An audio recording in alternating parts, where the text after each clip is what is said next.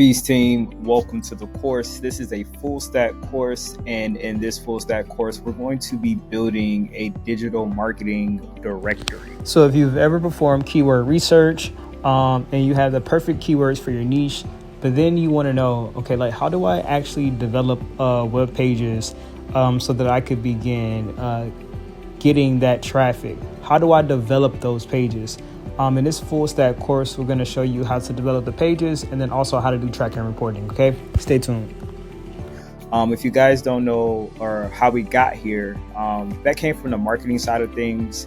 Right now, what we're doing is trying to rank for the keyword digital marketing agencies for small business near me.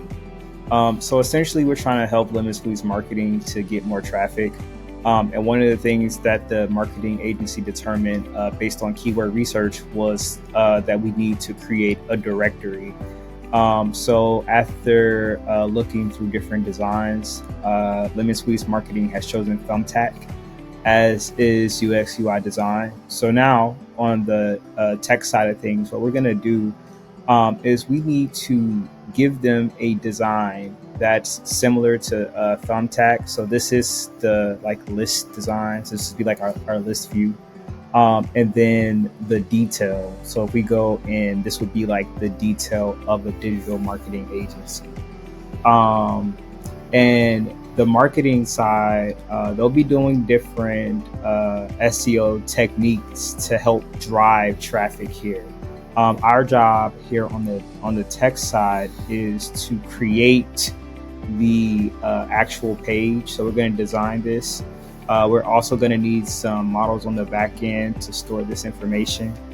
And then we need to be able to create this flow of things for when